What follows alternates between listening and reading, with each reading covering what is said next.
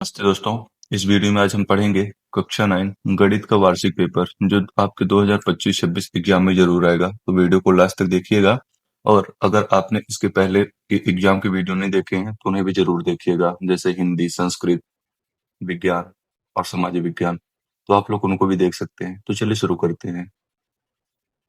हमारा पहला क्वेश्चन है, निम्नलिखित में अपरिमेय संख्या है। तो इसमें हो जाएगा हमारा √5। फिर शंकु के वक्र पृष्ठीय क्षेत्रफल को ज्ञात करने का सूत्र है, तो इसमें हो जाएगा πRL।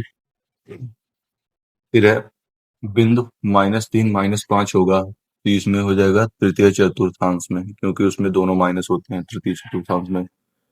फिर है चक्रीय चतुर्भुज के सम्मुख कोण का योग कितना होता है, तो इसमें हो जाएगा हमारा 180। फिर है यदि किसी त्रिभुज की भुजाओं की लंबाइयां ए बी तथा सी हो तो उसका अर्ध परिमाप होता है। तो ए बी सी बटे 2 कर देंगे, प्लस बी प्लस सी बटे 2। तो इसमें हो जाएगा ये बी नंबर। फिर है एक शून्येतर अचर बहुपद की घात होती है, तो इसमें हो जाएगा 0। फिर है हमारा दूसरा क्वेश्चन, रिक्त स्थान। बाई अक्ष पर स्थित बिंदुओं के निर्देशांक का भुज, इसमें हो जाएगा 0 होता है। फिर यदि दो रेखाएं परस्पर प्रतिच्छेद करें तो शीर्षाभिमुख कोण बराबर होते हैं, तो इसमें हो जाएगा शीर्षाभिमुख कोण शीर्षाभिमुख कोण बराबर होते हैं। फिर किसी समबाहु त्रिभुज का प्रत्येक कोण, इसमें हो जाएगा 60 अंश का होता है। फिर वर्ग 0 से 20 की चौड़ाई, तो इसमें हो जाएगा 20। यदि किसी त्रिभुज की दो भुजाएं बराबर हो तो वह समद्विबाहु त्रिभुज कहलाता है, तो इसमें हो जाएगा समद्विबाहु त्रिभुज त्रिभुज कहलाता है। फिर है सबसे छोटी पूर्ण संख्या, तो इसमें हो जाएगा 0। फिर है सत्य सत्य। 3x + 2y = 6 दो चरों वाला रैखिक समीकरण है, ये हो जाएगा सत्य, क्योंकि इसमें दो चर हैं x और y। फिर 2 + x + x² में x² का गुणांक 2 है, तो ये असत्य हो जाएगा। x² का गुणांक इसमें 1 है, ये असत्य हो गया। फिर समचतुर्भुज के विकर्ण परस्पर समकोण पर समद्विभाजित करते हैं, ये भी सत्य है। फिर यदि दो वृत्त बराबर हैं तो उनकी त्रिज्याएं भी बराबर होती हैं, ये भी सत्य है। फिर ऋज कोण 90 अंश का होता है, ये असत्य है। फिर अर्धवृत्त का कोण 180 अंश का होता है, ये भी असत्य है। फिर है हमारा सही जोड़ी। बहुपद x⁴ + 2x - 3 की घात, तो इसमें हो जाएगा हमारा 4।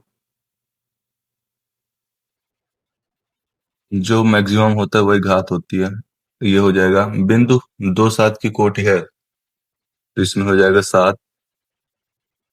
फिर समीकरण 5x = 10 में x का मान है, तो 2 हो जाएगा। x = 10/5 = 2, तो इसमें हो जाएगा 3।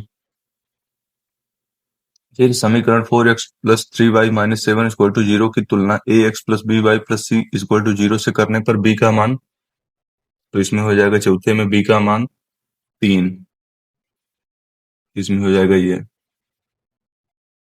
4। और 0 से 10 का वर्ग चिन्ह, तो इसमें हो जाएगा 5, इसमें हो जाएगा 5, 5 में 5 हो जाएगा। और बिंदु -3 5 का भुज है, तो इसमें हो जाएगा -3, ये 6।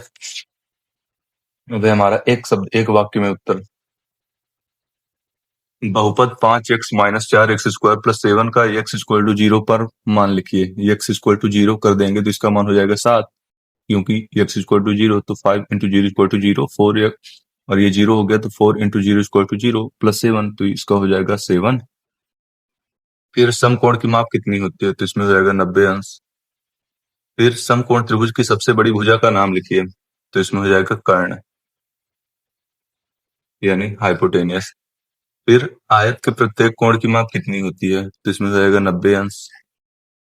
फिर है यदि x = 3 y = 2 समीकरण x + y = k का हल हो तो k का मान ज्ञात कीजिए, तो 3 तो 5 हो जाएगा। फिर नीचे दिए गए चित्र में बिंदु O वृत्त का केंद्र है, तो त्रिभुज नहीं, कोण पी ए क्यू का मान ज्ञात कीजिए। कोण पी ए क्यू का मान 45 है।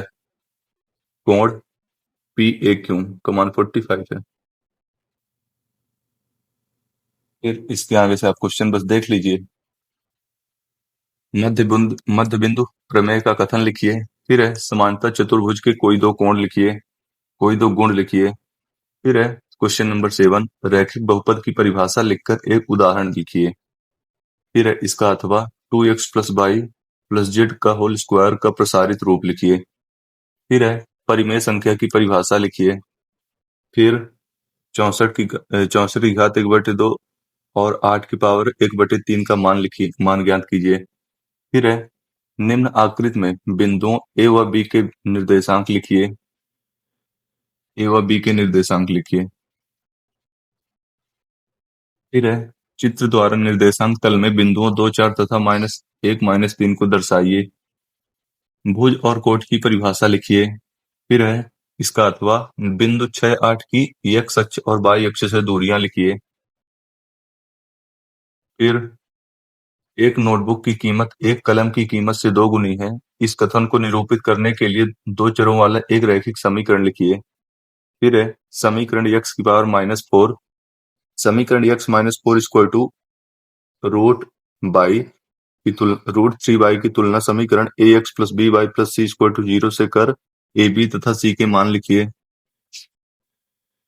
फिर है क्वेश्चन नंबर 12, दर्शाइए कि समीकरण x plus 2y equal to 6 का एक हल 0, 3 है। फिर है समीकरण 3x plus 4y equal to 12 के कोई दो हल लिखिए। फिर है 6 √5 और 2 √5 का गुणा कीजिए। फिर 8 √15 और 2 √3 से भाग दीजिए। फिर यूक्लिड के अवगृहीतों में से कोई एक अवगृहीत लिखिए। फिर यूक्लिड के अनुसार रेखा की परिभाषा लिखिए। फिर नीचे दिए गए चित्र में I तथा M दो समान यल तथा M दो समांतर रेखाएं तथा एक तिर्यक रेखा N दोनों को काटती है। इस चित्र के अनुसार संगत कोणों के दो युग्म लिखिए। ये इसका चित्र है, अच्छे से देख लीजिए।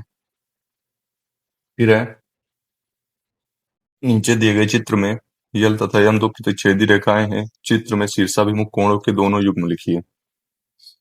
ये चित्र देख लीजिए अच्छे से।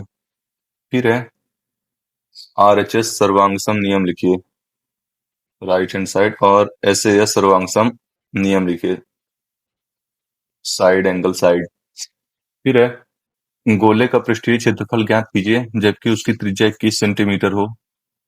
फिर है एक लंब वृत्तीय शंकु की ऊंचाई 21 सेंटीमीटर और आधार की त्रिज्या 10 सेंटीमीटर है, तो उसका आयतन ज्ञात कीजिए।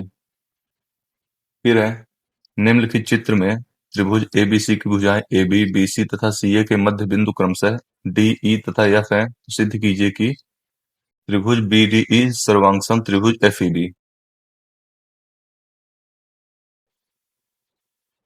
ये चित्र देख लीजिए। फिर है सिद्ध कीजिए कि किसी त्रिभुज की एक भुजा के मध्य बिंदु से दूसरी भुजा के समांतर खींची गई रेखा तीसरी भुजा को समद्विभाजित करती है। फिर क्वेश्चन नंबर 19 है, सिद्ध कीजिए कि एक वृत्त के केंद्र से एक जीवा को समद्विभाजित करने के लिए खींची गई रेखा जीवा पर लंब होती है। फिर चित्रानुसार दो वृत्त दो बिंदुओं ए व बी पर प्रतिच्छेद करते हैं। AD और AC दोनों वृत्तों के व्यास हैं। सिद्ध कीजिए कि बिंदु बिंदु B रेखाखंड DC पर स्थित है। ये चित्र देख लीजिए इसका। फिर है किसी शंकु की ऊंचाई 12 सेंटीमीटर और आधार की त्रिज्या 5 सेंटीमीटर है। इसका वक्र पृष्ठ ज्ञात कीजिए। फिर है एक गोले का पृष्ठीय क्षेत्रफल 154 सेंटीमीटर स्क्वायर है। गोले का आयतन ज्ञात कीजिए। फिर है x³ plus 4x square plus x minus 6 के गुणनखंड लिखिए, गुणनखंड कीजिए। फिर है k का मान ज्ञात कीजिए यदि x³ minus 2k x square plus 16 x plus 2 से विभाजित हो। फिर है हीरोन के सूत्र का उपयोग करते हुए त्रिभुज का क्षेत्रफल ज्ञात कीजिए जिसकी भुजाएं 6 सेंटीमीटर, 8 सेंटीमीटर एवं 10 सेंटीमीटर हों। फिर एक समबाहु त्रिभुज का परिमाप 36 सेंटीमीटर है, उसका क्षेत्रफल ज्ञात कीजिए।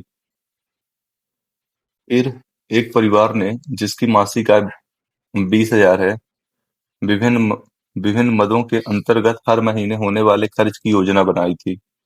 ये हो गया इसकी लिस्ट। आप लोग अच्छे से देख लीजिए। ऊपर दिए गए आंकड़ों पर एक दंड आलेख बनाइए। फिर है इसका अथवा। निम्नलिखित आंकड़ों के आधार पर आयत चित्र बनाइए। ये हो गए आंकड़े। आपको इसका आयत चित्र बनाए तो अच्छे से देख लीजिए। ये थे हमारे मोस्ट इंपॉर्टेंट क्वेश्चन पेपर हमारा, जो एग्जाम में बहुत मतलब इसके आने की बहुत ही ज्यादा संभावना है। तो ऐसी और वीडियो को देखने के लिए हमारे चैनल को लाइक और सब्सक्राइब करें। Thanks for watching.